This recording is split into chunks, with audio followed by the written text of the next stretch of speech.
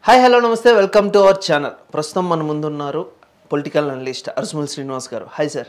నమస్కారం సార్, ఈరోజు మార్నింగ్ నుంచి ఒక హాట్ టాపిక్ నడుస్తుంది. వైసీపీ ట్విట్టర్ పేజ్లో ఒక పవన్ కళ్యాణ్ ఒక బయట పెట్టి కృష్ణ గారిని కించపరిచారు అని చెప్పేసి ఒక చిన్న బయట పెట్టారు. కానీ అదే కౌంటర్గా జనసేన ట్విట్టర్ పేజ్లో ఏంటంటే ఫుల్ స్పీచ్ పెట్టారు. అనవసరంగా మహేష్ బాబు గారికి పవన్ కళ్యాణ్ గారికి గొడవలు ఏమైనా పెడుతున్నారా అంటారా వైసీపీకి? ఇప్పుడు వాళ్ళ బాసు జగన్మోహన్ రెడ్డి అతని పని అయిపోయింది. జనాల దగ్గరికి వెళ్ళి పలానా పని చేసాం, మంచి పని చేసాం, మాకు ఓటేంట్రా బాబు అని సీన్ లేదు. ఇదే కొనసాగితే వాళ్ళు దొండిపోళ్ళు బ్యాచ్ ఉంది కదా, జే గ్యాంగ్, వాళ్ళందరినీ మార్చేస్తారు ఇవ్వాలి రేపు. అవును, వాళ్ళు మార్చేస్తే నామినేషన్ కూడా ఇవ్వాలి. అవును, మరి వాళ్ళకి టానిక్ ఇవ్వాలి కదా, కొంచెం బలం వాళ్ళ ధైర్యం చెప్పాలి కదా. కాడి బారేస్తారు. ఇప్పుడు నువ్వు బాహుబలి సినిమా చూసావా? చూసాను సార్. బాహుబలి సినిమాలో ఆ కాలకేయులు వచ్చేసి వీళ్ళందరినీ నిరికెత్తున్నప్పుడు వీళ్ళు బెంబెలెత్తిపోతారు. బెంబెలెత్తిపోయి ఇప్పుడు యుద్ధం ఓడిపోతున్నాం అన్నప్పుడు సగంలో వదిలేస్తారు, పోరాటం మానేస్తారు.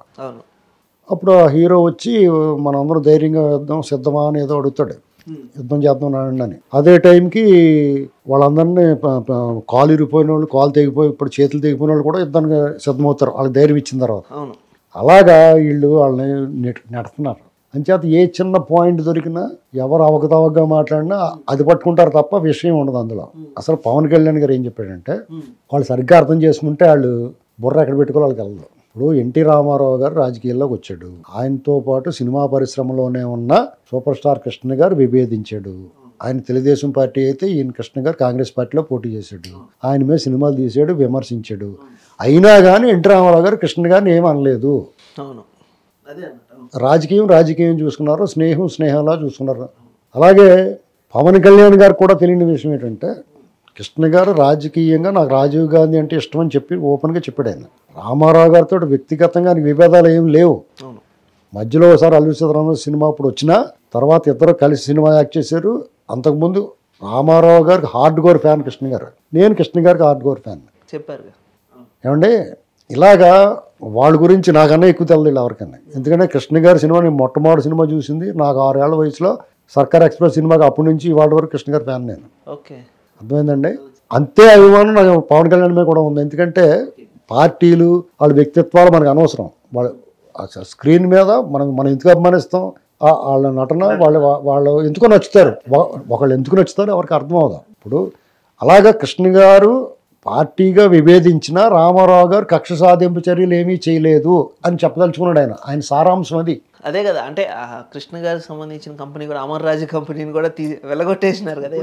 ఇప్పుడు ఈ జగన్మోహన్ రెడ్డి ఏం చేస్తున్నాడు, పవన్ కళ్యాణ్ గారు జనసేన పార్టీ పెట్టాడు కాబట్టి ఆయన వేధించాలనుకున్నాడు. సిగ్గు లేకుండా, అంటే నేను మళ్ళీ చెప్తున్నాను, సిగ్గు లేకుండా ఆయన వ్యక్తిగత జీవితం మీదకి వెళ్తున్నాడు.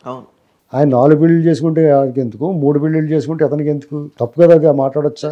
అలాగే ఆయన ఒక్కడే కాదు, చంద్రబాబు నాయుడు గారిని, లోకేష్ గారిని వాళ్ళు వ్యక్తిగతంగా వాళ్ళ పర్సనల్ విషయాల్లోకి వెళ్ళి చంద్రబాబు నాయుడు గారు భార్యని వాళ్ళు ఇష్టమైన కించపరిచిలో మాట్లాడారు.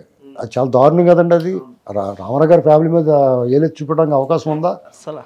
అటువంటిది వీళ్ళు బురదలో దూరిపోయి, పెంటలో కూరుకుపోయి, పెంట కుప్పలో కూరుకుపోయి ఎదటోళ్ళ మీద బురద పంది ఏం చేస్తుంది, ఆ బురద గుంటలో దూరి బయటకు వచ్చి ఒళ్ళు దొరుకుతుంటుంది అందరికీ అంటుకునేలాగా. ఇలాంటి పరిస్థితి వాళ్ళు చేస్తా చెప్తున్నారు. ఒకవేళ ఇది వాళ్ళు ఎంత ట్రై చేసినా అవదండి. ఎందుకంటే పవన్ కళ్యాణ్ గారు జల్సా సినిమాకి వాయిస్ ఓవర్ ఎవరిదండి, మహేష్ బాబు గారు. ఆ సినిమాకి మహేష్ బాబు గారు కనపడకపోయినా వినపడ్డాడు కదా. మనకి పవన్ కళ్యాణ్ గారు మహేష్ బాబు గారు కలిసి సినిమా యాక్ట్ చేసినట్టు 2 సినిమాలు చూసి ఇద్దరు హీరోల సినిమా చూసినట్టు అనిపించింది మనకి. త్రివిక్రమ డైలాగులతోటి మహేష్ బాబు గారు వాయిస్ ఓవర్ వస్తుంటే ఆ సినిమా మనకు భలే ఉందరా అనిపించింది. మహేష్ బాబు గారికి ఒక సినిమాకి ఆర్థికంగా నష్టపోతే కూడా పవన్ కళ్యాణ్ గారు హెల్ప్ చేశారని చెప్పి ఉన్నది బయట. మనం చాలామంది హీరోల అభిమానులు బయట దెబ్బలాడుకున్నంతగా వాళ్ళ మధ్య వైరాలు, వ్యక్తిగత ద్వేషాలు ఉండవండి. ఎందుకంటే వాళ్ళు ఒక జాబ్, అది వాళ్ళ వృత్తి. ఒక్కొక్కసారి ఒకళ్ళు సినిమాలు హిట్ అవుతావు, ఒకళ్ళు సినిమాలు ఫెయిల్ అవుతాయి. కొంతమంది పైకి వస్తారు, కొంతమంది వెనకబడతారు. ఆ విషయంలో వాళ్ళేం ఉండదు వాళ్ళకేమి. సహజంగానే కొంతమందికి వైరు డైరెక్ట్గా కొట్టుకుంటారు. వాళ్ళు పేపర్కి ఎక్కేసి డైరెక్ట్గా నువ్వు వేదమని తిట్టుకున్న వాళ్ళు ఉన్నారు. ఆ హీరోల మధ్య ఈగోస్ ఉండవు, చాలా క్లోజ్గా ఉంటారు. రామారావు గారు, నాగేశ్వరరావు గారు అప్పుడు కూడా అభిమానుల మధ్య వైరు ఉండేది, వాళ్ళు బాగానే ఉండేవారు.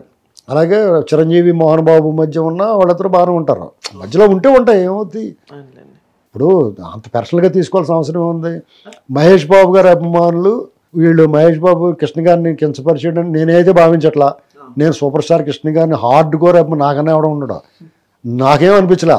అది నిజమే కదా చెప్పాడు. రామారావు గారు ఏం అనలేదు కదా, వేధించలేదు కదా. అంటే ఇలా ఎందుకు చేస్తున్నారని సార్ నేను ముందే చెప్పాను కదా, వాళ్ళ పని అయిపోయింది. ఏదో రకంగా తొయ్యాలి. ఎంత లేపినా క్రేన్లు పెట్టి లేపినా లేకట్లేదు. గులకరాయి వాడారు, ఆ ఏడు మొగ వేసుకుని బాబు బాబు బాబు అంటున్నాడు, అయినా పని జరగట్లేదు కదా. అప్పుడు ఏం చేస్తారు వాళ్ళు పాపం? తప్పదు. ఇప్పుడు మనం వాళ్ళ వైపు నుంచి కూడా ఆలోచించాలి. ఇప్పుడు జగన్మోహన్ రెడ్డి గారు నన్ను నమ్ముకున్నారు, అది పులి సింహం అనుకున్నారు. ఇప్పుడు మీకు అసెంబ్లీ రౌడీ సినిమాల టాపిక్ వచ్చింది, హీరోల టాపిక్ కూడా చెప్తున్నాను మీకు. అసెంబ్లీ రౌడీ సినిమాలో ఒక సీన్ ఉంటుంది. ఆ ఊళ్ళో భాష మటన్ కొట్టు, భాష చికెన్ కొట్టు, లేకపోతే భాష కిరాణా కొట్టు అని ఆ ఊర్లో అంతా భాష భాష భాష ఉంటాయి. మోహన్ బాబు ఆ భాష దగ్గరికి వెళ్తాడు. వెళ్ళిన తర్వాత ఆడు డమ్టిక్ అని అవి వాయించుకుంటూ ఉంటాడు, మృదంగం వాయించుకుంటూ ఉంటాడు. అప్పుడు మోహన్ బాబు డైలాగ్ ఏంటంటే, భాష భాష అంటే నువ్వు ఏదో పెద్ద రౌడీ మీసాలు వేసుకుని, పెద్ద చుబ్బడికాయ పెట్టుకుని, గళ్ళలుంగి కట్టుకుని, టీషర్ట్ వేసుకుని, మెడలో స్కార్ప్ వేసుకుని, గిరదాలు జుట్టు వేసుకుని ఉంటావు అనుకో, నువ్వేంట్రా పిచ్చి ముండా కొడుకులా ఇలాగ ఉన్నావు అంటాడు. అలాగా ఇప్పుడు ఇతను కూడా పోలీస్ సింహం అనుకుంటే, ఇతనేమో ఎర్రోళ్ళగా నా దెబ్బ తగిలిందని కొట్టు వారం రోజులు కొట్టెప్పకుండా అది వాళ్ళు తట్టుకోలేకపోతున్నారు. ఇప్పుడు నువ్వు నన్ను ఏదో ఊహించుకున్నావు అనుకో, ఇప్పుడు నీకు హీరో ఉంటాడు, నువ్వు అతను ఏదో ఊహించుకుంటావు సినిమాల్లో చూసేది. బయటకు వచ్చిన తర్వాత షార్ట్ వేసుకుని ఎర్రోళ్ళ తిరుగుతున్నాడు అనుకో, నీ ఎదుర్కొన్నాను షాపింగ్ మాల్లోను. నీకు సినిమా వాళ్ళు వాల్యూ పోవడం కారణం ఏంటి తెలుసా? ఇప్పుడు వాళ్ళందరూ కూడా నీకు రోడ్డు అవైలబిలిటీలో షాపింగ్ మాల్స్లోను ఎక్కడో చోట సినిమా మల్టీప్లెక్స్లో కనపడిపోతున్నారు. ఏంటి షార్ట్లు వేసుకుని, లేకపోతే రకరకాల డ్రెస్సులు వేసుకుని, మేకప్లు తీసిన తర్వాత దెయ్యాల్లో ఉంటారు వాళ్ళు. ఇలాంటివన్నీ చూసిన తర్వాత నువ్వు ఏమనుకోరు బాబు వీళ్ళ అనిపిస్తుంది కదా. ఇది వరకు మా చిన్నప్పుడు ఎలా ఉండేది, సినిమా తారలు కనిపించేవారు కాదు బయట, వాళ్ళందరూ స్టూడియోలో చూసుకున్నారు, లేదా ఎక్కడో చోట చేసేవారు. వాళ్ళు ఎవరు నిజంగానే తారలు దిగి వచ్చారు అన్నట్టు ఉండేది వాళ్ళు ఎవరన్నా చూస్తుంటే. ఇప్పుడు అది పోయింది కాబట్టి అభిమానుల మధ్య అంత వైరం ఏమి ఉండదు. ఏదైనా ఉంటే ఆ కలెక్షన్, మా హీరో కలెక్షన్ రావాలని అభిమాని కోరుకుంటారు, తప్పలేదు. బాగా ఆడాలి కోరుకుంటారు. సినిమా ఫ్లాప్ అయితే బాధపడతారు, వాళ్ళకన్నా ఎక్కువ బాధపడతారు. ఎలా చూస్తారు సార్ అంటే రాళ్ళ దాడి, మళ్ళా కొన్ని రోజులు పోతే ముందరేమో గీతాంజలి గారి గురించి, ఇప్పుడేమో ఇట్లాగా గీతాంజలిని ట్రోల్ చేస్తే చనిపోయిందని చెప్పడం అనేటువంటి బూతు. వీళ్ళు ట్రోల్ చేసిన దానికి ఎంతమంది చచ్చిపోవాలి? వీళ్ళే. రజనీకాంత్ గారిని కూడా వదలలేదు కదా. రజనీకాంత్ గారు పాపం ఏదో మాట వరుసకు వచ్చి ఏదో ఎన్టీ రామారావు గారి శత జయంతి ఉత్సవాలకు వచ్చి ఓ మంచి మాట చెప్పాడు. ఆయన భయంకరంగా ఆఖరికి రోజా కూడా ఎలకలు పీకిన తాటంక లాంటి మాటలు మాట్లాడింది. తప్పు కదా. రజనీకాంత్ గారు సూపర్ స్టార్నే, సౌత్ ఇండియన్ సూపర్ స్టార్నే, సో సింపుల్, వెరీ హంబుల్. ఆయన అంత సింపుల్గా హంబుల్గా డౌన్ టు ఎర్త్ ఉండే పర్సన్నే ఆయన ఇలాంటి వాటిని లెక్క చేయడు.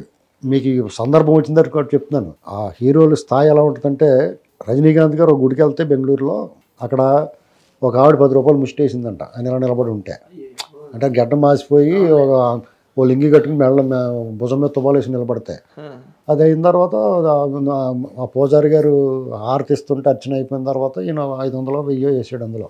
అది చూసిన తర్వాత బాబు మీరు రజనీకి ఎవరో ఏటారని చూస్తే, ఆ రజనీకి అంత తప్పు అయిపోయిందండి, నేను ఎవరో అనుకున్నానంటే, లేదమ్మా నా అసలు స్వరూపం, నా అసలు వాల్యూ ఇదే. నువ్వు 10 రూపాయలు ఇచ్చావంటే నువ్వు తప్పులేదు, ఆ 10 రూపాయలు జాతకు దాచుకుంటాను అన్నాడు. అంటే అంత గొప్ప మనసుతో ఉంటారు కొంతమంది. అలాంటి పవన్ కళ్యాణ్ గారు కూడా వీళ్ళంతా డౌన్ టు ఎర్త్ ఉంటారు. ఇప్పుడు వీళ్ళు మాట్లాడతారు, పవన్ కళ్యాణ్ గారు నేను హీరోలా ఉంటాడు, జగన్మోహన్ రెడ్డిలా ఉంటాడు, ఇవన్నీ చూసి వాళ్ళు ఈర్ష్య వచ్చేస్తూ ఉంటుంది. రాజశేఖర్ చెప్పాడు కదా, కళ్ళజోడు కట్ట పెట్టుకోకూడదు అన్నాడు. అంటే తనకన్నా అందంగా ఉన్నవాడిని, తనకన్నా పొడుగ్గా ఉన్నవాడిని, తనకన్నా దిట్టంగా దుడ్లా ఉన్నవాడిని సహించలేడు అతను. అది సహజంగా ఉంటుంది. కాబట్టి మనం ఎక్కువ వర్రీ అయ్యి పవన్ కళ్యాణ్ అభిమానులు, మహేష్ బాబు అభిమానులు దెబ్బలాడుకుంటారు అనేటువంటిది వాళ్ళ ఆశ. అది నెరవేరదు. సరే సార్, చూద్దాం. పోను ఇంకేమేమి జరుగుతాయో కూడా చూద్దాం. Thank you sir, thank you so much.